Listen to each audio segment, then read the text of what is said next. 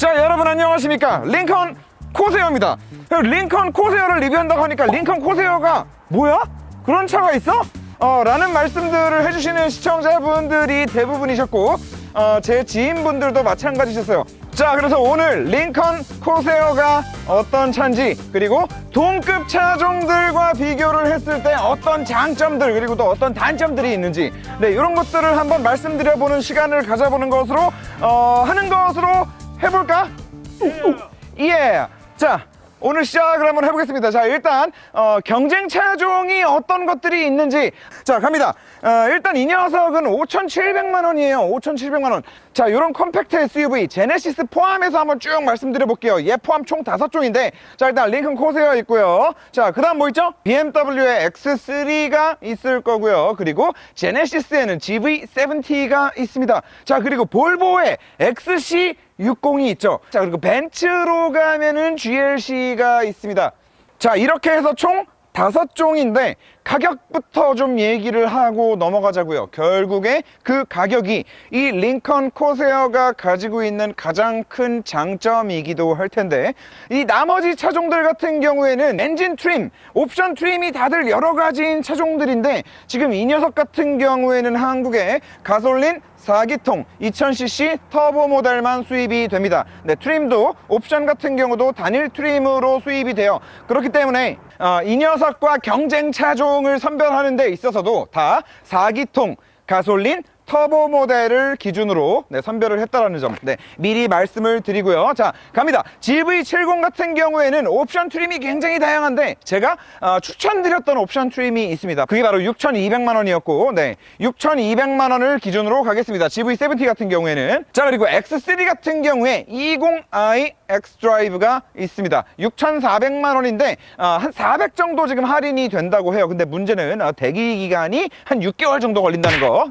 자, XC60 같은 경우가 좀 문제인데, 이번에 아래 그 4기통 일반 가솔린 모델들이 다 없어져 버렸죠.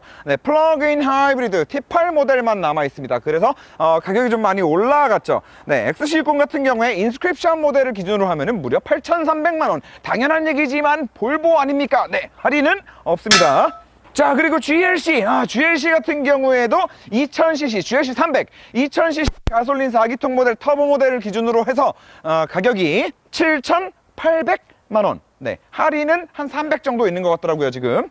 자, 그러면 이렇게 했을 때 단순히 컴팩트 SUV에 나름대로는 다들 프리미엄 브랜드라고 자부하는 그런 브랜드 딱지를 달고 있고, 가솔린 4기통 터보 모델이라는 공통점이 있다는 가정하에 가격이 이 녀석이 가장 싸다. 5,700만 원. 자, 그런데 우리가 뭐 가격이 싸다고 해가지고 무조건 그 가격만 보고 차를 살 건 아니잖아요. 그러면 이 링컨 코세어 같은 경우에 이 한국의 컴팩트 SUV 시장에 나름대로는 좀 늦게 진입한 후발주자로서 어떤 장점을 가지고 있는지, 어떤 상품성을 가지고 우리 대한민국 국민들, 우리 대한민국 소비자들에게 어필하고 있는지 한번 알아보도록 하겠습니다.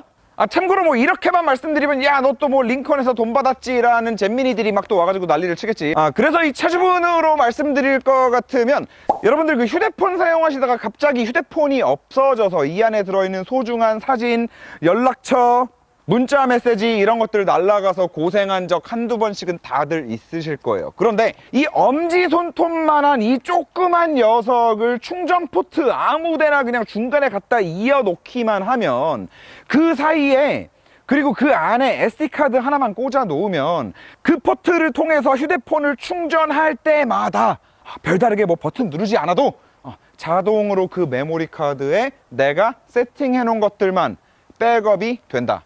아주 대단한 제품 아닙니까, 진짜? 저는 진짜 이거를 보고 소름이 끼쳤어요, 소름이. 자, 그래서 아무튼 이 링컨 코세어 차주분 같은 경우에는 그런 제품을 수입하셔가지고 유통하시는 그런 차주분이시다. 그러니까 이게 링컨에서 준 게 아니라, 여러분들 그냥 어쨌든 결론은 그냥 그 백업하는 꽤 귀찮다, 그리고 휴대폰 잃어버리는 게 좀 걱정된다, 그러면 그냥 그 제품을 그냥 사시면 된다, 그런 거죠. 자, 아무튼 첫 번째 뭐 정말 많은 분들이 야 윤석로의 디자인 취향을 믿고 거르는 거야 라고 말씀을 하시기는 하지만 그래도 어떻게 이 실물로 또 보았을 때 디자인의 이 느낌 이걸 어떻게 말씀을 안 드릴 수가 있겠습니까? 그래서 제가 이 5개 차종을 제 나름대로 제가 마음에 드는 순서대로 순서를 한번 정해봤는데 디자인이 가장 마음에 드는 건 저는 GLC예요. 그 단순히 벤츠마크 붙어 있다고 해서 GLC가 이쁘다라는 게 아니라 그나마 이 컴팩트한 SUV의 이 작은 사이즈 안에서도 굉장히 좀 예쁘고 단단해 보이는 그 좀 독일차스러우면서도 조금 아름다워 보이기도 하는 그런 디자인을 너무나 잘 뽑아낸 차라고 생각이 든다. 특히나 GLC 쿱 같은 경우에는 진짜 가격 대비 가장 이쁜 차가 아닌가라는 생각이 들고, 자, 그 다음 꼽은 거는 XC60입니다. 네. 뭐 요즘 뭐 전반적으로 저는 볼보 디자인을 다 마음에 들어 해서 네, XC60이 2등. 자, 그 다음 3등이 코세어예요. 이 코세어가 뭐 앞에서 보실 때 어떨지 모르겠고 이 링컨의 새로운 패밀리룩 그릴이 뭐 어떻게 보이실지는 모르겠지만 한 가지 확실한 건 차를 실제로 봤을 때 그리고 특히나 옆 라인을 봤을 때 이 굵은 캐릭터 라인이 저 끝까지 쫙 뻗은 상태에서 이 A필러랑 글라스 그리고 이 글라스 사이의 트림들 그리고 이 리어 글라스, 또 리어 글라스랑 트렁크 사이 이 C필러 쪽까지 하이그로시로 이렇게 쫙 한 바퀴가 둘러져 있는데 이 부분하고 이 캐릭터 라인이 쭉 뻗은 요 두 가지 때문인 것 같아요. 차를 옆에서 봤을 때 이 컴팩트 SUV라고는 믿겨지지 않을 정도로 차가 굉장히 좀 이렇게 길게 쭉 뻗은 맛이 있어요. 그래서 뭐 개인적으로는 GLC와 XC60이 뭐 종합 점수는 디자인적으로 더 높다라고 생각은 들지만 이 옆에 하나는 진짜 이 코세어가 네, 가격 대비 굉장히 훌륭하다고 생각을 해서 네, 3등을 줬습니다. 뭐 4등, 5등 안 궁금하실 것 같기는 하지만 네, 4등은 X3 꼽았고요. 5등은 GV70 꼽았습니다. 네. 자, 아무튼 뭐 디자인은 그렇고요. 자, 그리고 컴팩트 SUV 요 정도 급을 구매하시는 분들이 그래도 승차감 면에 있어서 뭐 스포츠성이 얼마나 좋냐 이런 것보다도 이 승차감이 얼마나 컴포트하냐 라는 거를 조금 더 중점적으로 보실 거라고 생각을 합니다. 그래서 컴포트한 승차감을 중점으로 말씀을 드려볼게요. 컴포트. 자, 이 5개 차종 중에 제가 꼽은 승차감이 가장 컴포트한 SUV 1등 XC60입니다. 이거는 뭐 더 말로 설명할 필요가 없고 네, 뭐 궁금하신 분들은 타보세요. 자, 그리고 2등이 코세어예요. 네, 코세어가 제가 리뷰하면서도 말씀을 많이 드렸지만 이 미국 차스러운 그 출렁출렁거리는 느낌이 좀 있기는 한데 그게 예전처럼 막 그 멀미가 날 정도는 아니고 이 핸들 스티어링부터 시작해서 이 전반적인 하체의 세팅이 완전히 진짜 컴포트 쪽으로 쭉 몰아놓은 세팅을 가지고 있다. 그래서 이 차를 가지고 뭐 고속으로 쏘면서 뭐 좀 즐겁게 우는 펀 드라이빙을 하고 싶다 뭐 이런 것들은 좀 힘든 부분이 있기는 한데 단순히 컴포트한 측면에서만 본다라고 했을 때 뭐 XC60과 거의 뭐 견줄 수 있는 네, 비등비등한 컴포트한 느낌을 가지고 있다는 거. 자, 그리고 컴포트한 느낌 3등 X3입니다. X3 좀 의외죠. 그런데 실제로 G바디에 오면서 BMW가 진짜 다 되게 소프트해졌어요. 네. 소프트해졌다라고 해서 그 스포츠성을 잃지도 않는 선에서 굉장히 좀 소프트해졌습니다. 자, 그래서 X3가 3등. 자, 그 다음이 GV70. GV70 같은 경우에 아무래도 뭐 마칸을 타겟으로 만들었다며 그래서 그런지 모르겠지만 아무래도 좀 탄탄한 승차감을 가지고 있고 GLC는 이 컴포트한 승차감 면에 있어서 그냥 거의 쓰레기. 쓰레기. 아무튼 뭐 GLC가 꼴등이다 이거는. 자, 컴포트한 면에 있어서 그렇다는 겁니다. 그렇다라고 해서 GLC가 무슨 뭐 스포츠성이 좋은 차도 아니잖아. 자, 그래서 몸으로 느껴지는 승차감까지 말씀을 드렸고, 자, 다음은 이 귀로 느끼는 또 이제 그 정숙성이 또 중요하지 않겠습니까? 또 패밀리카로 사용하시는 분들이 많다 보니까 그리고 또 나름대로는 다들 뭐 프리미엄 브랜드라고 또 이렇게 하니까 네. 그래서 정숙성 면에 있어서 물론 객관적인 수치는 전혀 없습니다. 그냥 제 귀때기로 막 느껴본 네, 그런 순서라는 거를 좀 네, 참고해 주시고 들어주세요. 자, 정숙성 탑 GV70입니다. 근데 뭐 GV70뿐만 아니라 요즘 나오는 제네시스들이 G80도 마찬가지고 GV80도 마찬가지고 이 NVH적인 측면에 있어서는 진짜 뭐 현대차 나온 것 같아요. 그냥 현대차. 이 한국을 베이스로 하는 자동차 회사답게 그 굉장히 예민한 소비자들이 많잖아요. 예민한 소비자들. 그래서 그런지는 모르겠지만 아무튼 NVH적인 측면에 있어서는 이 급에서 GV70가 탑이다. 자, 그 다음 2등은 XC60이에요. XC60도 실제로 타보면 이 4기통 엔진 소리가 좀 거슬린다라고 하시는 분들이 있기는 한데, 사실 어느 정도 속도가 올라가고 나서는 엔진 소리보다도 이 풍절음을 얼마나 잘 잡냐, 로드 노이즈를 얼마나 잘 억제를 시키냐가 굉장히 좀 중요하다라고 말씀드릴 수 있겠습니다. 그런 차원에서 생각을 했을 때 XC60도 기본적인 NVH가 굉장히 좀 잘 만들어진 그런 차량이라고 할 수 있겠다. 자, 그리고 정숙성 3등 X3예요. 또 X3 같은 경우에는 또 BMW가 유난히 그 4기통 가솔린 터보 모델들이 정숙성이 좋거든요. 그래서 X3 같은 경우에 좀 괜찮다. 그리고 정숙성 면에 있어서 4등은 코세어입니다. 이 포드의 4기통 에코텍 엔진이 가지고 있는 그 특유의 직분사 소리가 있어요. 살짝 고음이에요, 그게.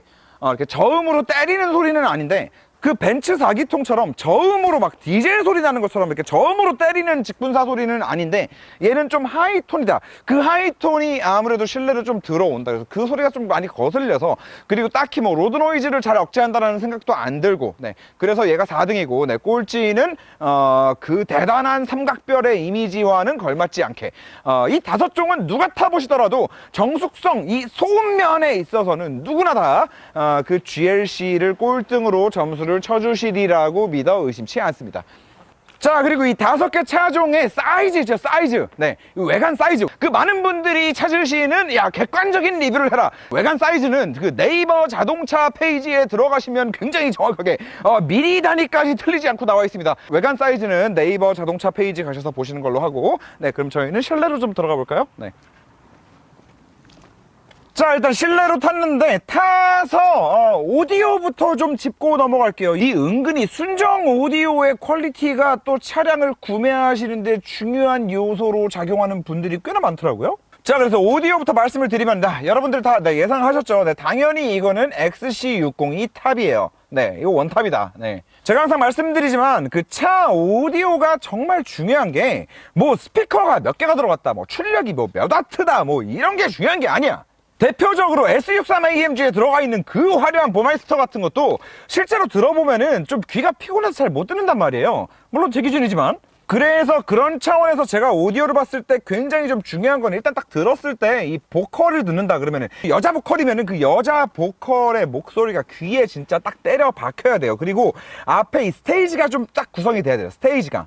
그 스테이지가 구성된다라는 거를 다른 말로 하면, 진짜 눈을 감고 들었을 때나 아니면 아무 생각 없이 이렇게 딱 들었을 때 진짜 이 말하는 스피커가 노래를 부르는 가수가 진짜 이 바로 앞에서 노래를 부르는 것 같은 그런 좀 이 위치감을 좀 만들어줘야 되는 거다. 그래서 스테이지가 좀 잘 깔려야 되고, 뭐 그런 부분들이 오디오를 볼 때 굉장히 좀 중요하다고 할 수 있겠는데, 그런 차원에서 이 볼보에 들어가 있는 XC60도 마찬가지인데, XC60에도 들어가 있는 그 바우스 앤 윌킨스 같은 경우에는 정말 저랑은 너무나 궁합이 잘 맞는 그런 오디오 시스템이라고 할 수 있겠다.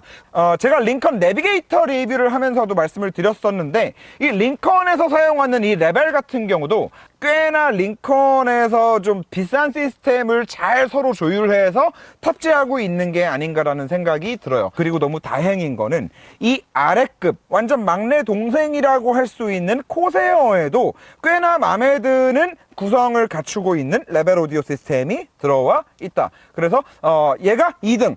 그리고 나머지 GV70, X3, GLC, 얘네는 그냥 얘기할 가치도 없다. 그냥 셋 다, 제 기준에서는 셋 다 쓰레기. 셋 다 쓰레기. 그래서 오디오 같은 경우에는 XC60, 코세어, 이 미만은 잡으로 끝내는 걸로 하고, 자, 실내 인테리어 좀 얘기해 볼게요. 자, 실내 인테리어 같은 경우에, 또 XC60에 한 표를 주고 싶습니다. 1등 XC60. 그건 뭐 이제 뭐 보시는 분들마다 다 다르겠지만, 이 차량의 전반적인 느낌이 진짜 그 스웨디시 감성이라고 하잖아요. 스웨덴 감성, 북유럽 감성. 그 북유럽 감성이라는 게 그렇게 차 안에 잘 녹아져 있을까 싶을 정도로 굉장히 좀 럭셔리하면서도 좀 절제되어 있는, 그런 좀 과하지 않으면서도 고급스러운 그런 맛을 가지고 있는 것 때문에 그 볼보의 인테리어는 어떤 차를 타든 항상 좀 마음에 드는 것 같아요. 자, 아무튼 그런 부분이 있고 2등을 코세어 줬어요. 2등을 코세어 줬는데 몇 가지 이유가 있어요. 일단 기본적으로는 이 센터 페시아 이 아래쪽 이 공조 컨트롤하는 부분의 요 디자인 있죠. 이 디자인이 그냥 이렇게 봤을 때는 또 모르겠는데 특히나 이 조수석에서 바라봤을 때나 살짝 좀 측면에서 바라봤을 때 이 아래가 이렇게 떠 있잖아요. 이 아래 빈 공간과 함께 어우러져서 좀 굉장히 좀 독특하면서도 좀 미래지향적인 느낌이 나면서도 과하지 않고 이 전반적인 인테리어랑 잘 어우러지는. 그리고 한 가지 더 굉장히 괜찮은 부분은 대시보드 자체가 이게 앞으로 많이 들어가 있어요. 대시보드가 앞으로 많이 들어가 있어서 지금 여기도 보시면은 이 수납함의 각도가 보통은 이렇게 해서 이렇게 올라오잖아요. 네. 얘는 거의 지금 거의 무슨 이거 포터도 아니고 거의 수직으로 서 있어. 그래서 이 부분 때문에 조수석에도 사람이 탔을 때 이 조수석 레그룸, 조수석에서 좀 이렇게 개방감을 주는데 굉장히 좀 도움이 되는 그런 인테리어인 것 같고, 이렇게 뭐 옆으로 이렇게 쭉 가로로 뻗은 뭐 이런 디자인도 괜찮은 것 같고, 다만 이 핸들의 홈커버가 조금 할아버지 차 같은 그런 느낌이 난다는 거랑 이 디스플레이 사이즈가 거의 한 아이패드 1세대를 보는 것 같은 이 베젤의 두께, 이거는 조금 애라기는 한데, 아무튼 뭐 전체적인 디자인 실루엣을 보았을 때 2등이다. 자, 3등 GV70 좋습니다. GV70. 네. 자, 그리고 그 다음 GLC 좋습니다. GLC 사실 주기 싫은데 4등을 주기 싫은데 X3가 워낙에 빙신이라 가지고 네 4등을 줬네. 자, 그리고 방금 얘기했지만 X3가 꼴등. 좀 바꿔라 제발. 자, 아무튼 X3가 실내 디자인은 제가 꼽았을 때 꼴등입니다. 네. 자, 그리고 또 자동차를 얘기하면서 시트를 얘기 안 할 수 없겠죠. 일단은 뭐 운전석 시트 기준으로 링컨 내비게이터를 리뷰하면서 그 링컨 내비게이터에 들어가 있는 그 미친 시트 있죠. 와, 나는 허벅지 익스텐션이 양쪽으로 길이 조절되고 양쪽 다 따로따로 개별 텐션이 들어간 그런 시트는 저는 태어나서 본 적이 없어요. 그리고 허리를 잡아주는 볼스터는 볼스터대로 전동으로 작동하면서 어깨는 어깨대로 또 따로 감싸주고, 그러면서 중요한 건 디자인도 괜찮아.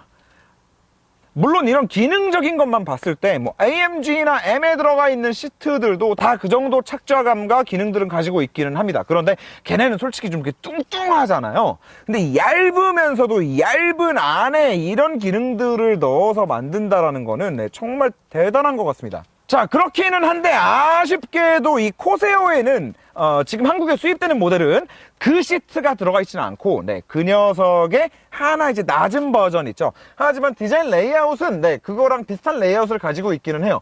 뒤에 얇게 한 판 받쳐주고, 그리고 몸을 지지해주는 요 가죽이 되어 있는 부분은 이렇게 얇게. 이게 디자인적으로 봤을 때 좀 굉장히 괜찮다. 그리고 앉았을 때 몸을 좀 적당히 감싸주는 맛도 괜찮아요. 자, 그래서 코세오는 시트가 그런 시트가 들어가 있는데, 경쟁 차종들과 좀 비교를 해보자면 물론 이렇게 칭찬을 하고 나서도 1등은 또 XC60한테 돌아갑니다. 이거는 이유가 뭐냐면은 이 뒷자리 시트까지 종합 점수를 내다 보니까 그렇게 된 건데요. 앞자리 시트만 놓고 본다 하더라도 솔직히 XC60이 이 5개 차종 중에서 넘사벽으로 가장 좋고요. 뒷자리 시트로 넘어가면은 그냥 XC60 미만 잡이라고 봐주시는 게 맞습니다. GLC 개불편해요. X3 진짜 개불편하고요. GV70도 그냥 그래요. 코세오 뒷자리 어때 지금 뒷자리? 그렇습니다. 근데 유일하게 뒷자리에 타서도 이런 컴팩트 SUV임에도 불구하고 뒷자리에 탔을 때 시트가 좋다라는 말이 나오는 건 XC60이 유일합니다. 네. 물론 아까도 말씀드렸지만 인스크립션 기준으로 해가지고 가격이 8,300이니까 지금 이 녀석이랑 가격을 비교해 본다라고 했을 때 약 2,600만 원 정도 차이가 나네요. 2,600만 원이면은 이거를 한 대 사고 옆에 있는 벨로스터 N을 수동으로 사가지고 재미있게 타고 다닐 수 있는 돈이겠네. 자, 아무튼 뭐 그렇습니다. 자, 그리고 2등 같은 경우에는 GV70입니다. 제가 GV70 리뷰를 하면서도 시트 가지고 그렇게 칭찬을 했는데 그 GV70에 제가 추천드린 6,200만 원짜리 옵션으로 딱 맞췄을 때 그 옵션에 들어가 있는 그 시트는 이 운전석만 놓고 보았을 때는 진짜 정말 그 예술이라고 할 수 있겠다. 그 가격에 그런 시트를 맛볼 수 있다는 거는 사실 축복과도 같다라고 말할 수 있을 정도로 좋다. 하지만 아까 말씀드렸듯이 뒷자리가 그냥 그저 그렇다. 그래서 2등. 자, 3등 3등이 코세어입니다. 네, 그 정도로 X3나 GLC에 비교했을 때는 앞좌석 시트의 착좌감이 꽤나 괜찮다. 그리고 굉장히 컴포트 성향이에요. 네, 살짝 푹신푹신한 성향이다. 하지만 장거리 운전을 했을 때도 딱히 나쁘지 않았고. 자, 그리고 다음은 GLC입니다. 그리고 꼴등은 X3예요. X3의 그 운전석 시트는 진짜 내가 이러려고 독일 차를 샀나? 라는 생각이 들 정도로 아무튼 X3의 시트는 좀 그렇다. GLC도 별로고.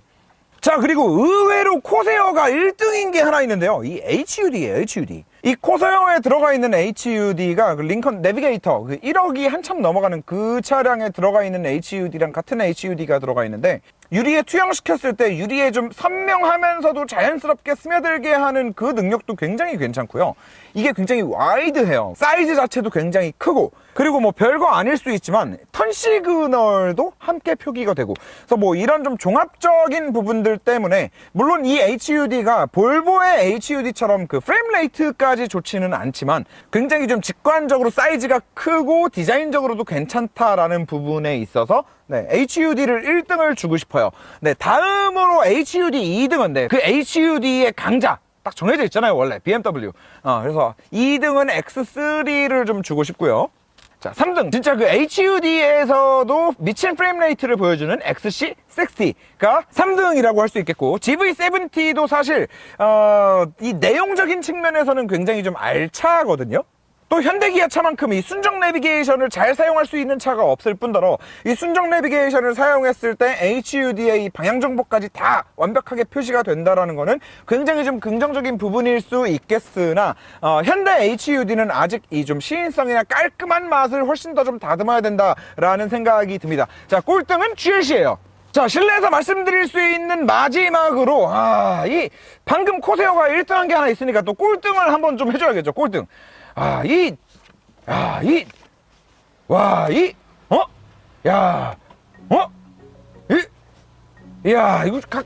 가까이 와. 사람 뭐라고 만들었냐, 이거?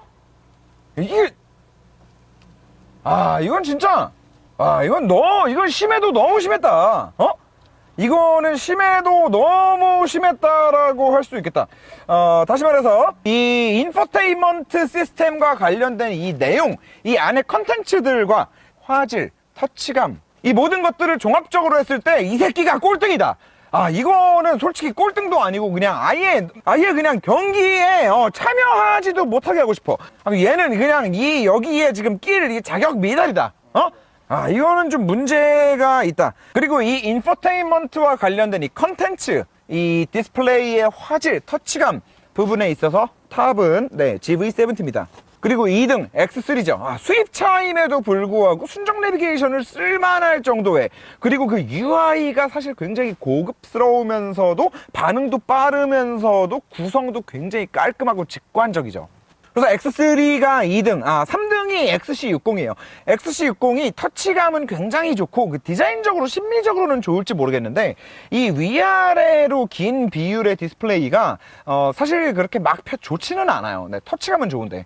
자, 그래서, 네, XC60을 3등 줬고, GLC가 4등이고요. 네, 아무튼 얘가 꼴등이다. 최악이다, 진짜. 자, 나가보시죠.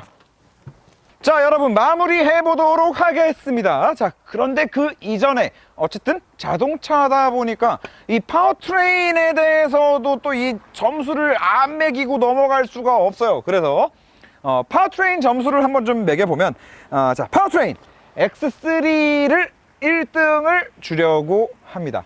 X320i 같은 경우에 187마력짜리 엔진이 어떻게 1등이냐라고 말씀하실 수 있지만, 제가 항상 말씀드리지만 단순히 수치적인 것들로만 보고 차량을 판단하시면 절대로 아니 되옵니다. 그리고 그런 차원에서 실제로 차를 타보고 느껴보았을 때 180마력이다, 230마력이다 이런 것보다도 얼마나 얘가 악셀에 발을 살짝만 딱 갖다 대도 바로 부드럽게 변속을 해서 그 엔진이 가지고 있는 좋은 출력이 나오는, 좋은 토크가 나오는 그 구간에 바로 딱딱딱 변속을 시켜주고, 그리고 또 그 과정이 얼마나 부드럽냐, 그리고 얼마나 좋은 직결감을 만들어주고 리스폰스를 가지고 있냐, 이런 부분이 실제로 운전을 하면서는 감성적으로 더 많이 와닿는 부분이라고 할 수 있는데, 그런 차원에서 X3가 가장 낮은 출력을 가지고 있음에도 불구하고 그 BMW의 검증된 4기통 엔진과 추가로 거기에 물려있는 ZF 8단 트랜스미션, 이 조합이 단연 1등이라고 생각을 합니다. 자, 2등 GV70예요. 자, GV70 안에 들어가 있는 그 2.5 터보 엔진 듀얼 인젝션. 네, 여기서 이제 터보 모델이 빠진 NA 모델에서 지금 뭐 오일 감소 이슈가 있고 그런 건데, 다른 엔진입니다, 여러분. 다른 엔진이에요. NA 엔진 같은 경우에는 EGR이 들어가지만 터보에는 EGR도 빠지고요. 그리고 NA 엔진 같은 경우에는 훨씬 더 높은 압축비를 가지고 있고, 무엇보다도 터보는 과급이고, 네, 걔는 NA잖아요. 굉장히 많은 부분에 있어서 다른 엔진입니다. 그렇기 때문에 지금 오일 감소 이슈도 그 NA 엔진에서만 나오고 있다는 거, 네, 이 부분은 오해하지 않아 주셨으면 좋겠고, 그 GV70 같은 경우에 2.5 터보 모델이 듀얼 인젝션을 사용하고 저속에서는 그 MPI로 다니고 고속에서만 GDI를 쓴다라는 그 장점 때문에 오는 일상 시내 주행만 할 때 저 RPM만 쓸 때 그 정숙성, 그리고 어느 정도 괜찮은 리스폰스, 네, 이런 것들을 가지고 있기 때문에 특히나 6,200만 원에 제가 추천드린 옵션에는 전자식 LSD까지 들어가죠. 네, 지금 제가 방금 말씀드렸던 모든 차종 통틀어서 LSD가 들어가는 차량은 GV70가 유일합니다. 자, 그래서 GV70를 2등 줬고요. 자, 3등 XC60입니다. 네, 뭐 가격 때문에 조금 그렇기는 한데, 사실 플러그인 하이브리드다 보니까 직접 비교는 좀 힘든 부분이 있을 수도 있겠어요. 하지만 뭐 어떻게 하겠습니까? 지금 XC60이 그 T8 PHEV 차량만 나오기 때문에, 네, 직접 비교는 좀 힘들겠지만, 네, 파워트레인 같은 경우에 XC60을 3등을 주고 싶다. 자, 그 다음 4등, 대망의 4등, 네, 코세어입니다. 사실 이 코세어 같은 경우에 엔진 같은 경우는 제가 아까 말씀드렸듯이 정숙성 면에 있어서 이렇게 뭐 훌륭하지는 않지만 그냥 적당한 출력과 그냥 적당히 동네에서 타고 다니기에 괜찮은 부드러운 세팅을 가지고 있기는 해요. 그런데 왜 4등이냐? 이 포드에서 만든 8F35라고 하는 이 전륜 기반 전용의 8단 미션, 저 미션 때문이에요. 제가 리뷰에서도 말씀드렸지만 얘가 변속을 할 때 이래요. 우왕 우왕 이렇게 간단 말이야. 중간에 애가 막 숨을 헐떡헐떡거려. 그만큼 중간에 그 변속 속도 자체도 느린데 로직도 좀 멍청하다. 그래서 좀 내가 원하는 대로 컨트롤이 좀 제대로 안 되고, 진짜 이거는 그냥 모든 걸 다 포기하고 그냥 찰랑찰랑 그냥 조용히 다니는 그런 용도로 사용하시기에는 괜찮을 것 같다라는 부분인 거고, GLC 같은 경우에는 얘 분명히 가솔린 엔진인 줄 알고 차를 샀는데 디젤로 착각할 수 있는 그런 소리를 가지고 있기 때문에, 네, 꼴등을 줬습니다. 그리고 벤츠가 또 그 저단에서 미션이 좀 튀잖아요. 네. 그리고 실제로도 GLC를 타면서 와, 이거는 진짜 벤츠 이름을 붙이고 팔기에는 너무나 창피한 그런 파워트레인을 가지고 있다 라는 생각이 들었고, 그리고 이 생각은 E클래스 가솔린 4기통 터보 모델도 저는 마찬가지로 하고 있는 사람이다 보니까, 네, 그거는 절대로 그 벤츠에 속아서 사면 안 되는 엔진이다 라고 생각을 하기 때문에, 네, 벤츠를 파워트레인 부분에 있어서 꼴등을 줬네요. 자, 그리고 제가 판단하는 기준에서 보았을 때 이 코세어가 뭐 꼴등한 것도 있고 뭐 4등한 것도 있고 1등한 것도 있고 이렇게 종합적으로 이렇게 왔다 갔다 분포가 되어 있는데, 제가 이 영상 가장 처음에 말씀드렸던 코세어가 가장 유리한 부분, 가격입니다. 네, 5,700만 원이라는 가격을 생각해 보았을 때 이 코세어도 충분히 한국 시장, 네, 한국 컴팩트 SUV 시장에 진입할 수 있을 만한 괜찮은 상품성을 가지고 있지 않나 라는 생각이 듭니다. 자, 여기까지입니다.